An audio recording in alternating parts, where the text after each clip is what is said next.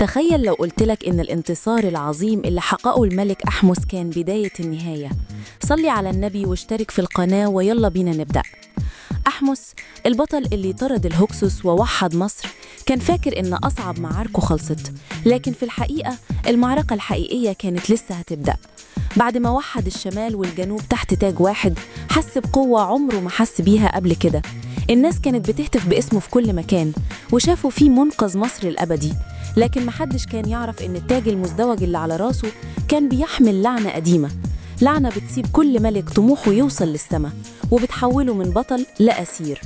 في ليلة من الليالي وهو في قصره بدأت الهمسات تملى المكان، همسات غريبة مش من عالمنا، بتتكلم عن قوة قديمة صحيت من سباتها. أحمس حس برعشة في جسمه وشاف خيالات بتتحرك في ضلمة الأوضة. دي ما كانتش خيالات عادية، دي كانت أرواح حراس الجنوب القدامى اللي تغلب عليهم، أرواح مربوطة بالتاج الجنوبي واللي شايفين إن أحمس سرق حقهم. اللعنة بدأت تظهر، المحاصيل بتبوظ والنيل بيقل، والناس بدأت تتكلم عن غضب القوة العظيمة.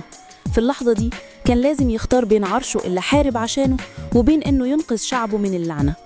أقرب مستشاريه بدأوا يتأمروا عليه، شايفين فيه سبب الخراب اللي حل على مصر. محدش كان يعرف إن الخيانة جاية من أقرب الناس ليه. المعركة الحقيقية ما كانتش بالسيوف، لكن كانت صراع ضد قوة خفية عايزة ترجع مصر لعصر الفوضى. أحمس دخل أعمق المعابد وبدأ يدور في النقوش القديمة عن أي حل. الكهنة كانوا عارفين سر خطير، سر عن تعويذة قديمة تقدر توقف اللعنة دي، لكن ثمن التعويذة كان رهيب، كان لازم يضحي بأغلى حاجة عنده. الانتصار اللي كان مصدر فخره بقى هو نفسه مصدر لعنته الأبدية.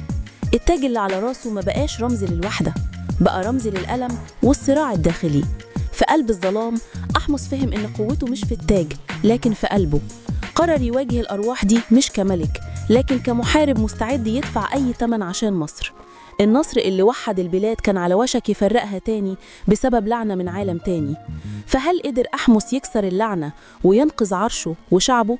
ولا كان ده ثمن الطموح اللي لازم يدفعه كل العظماء؟ ده اللي هنعرفه في حكايتنا الجاية.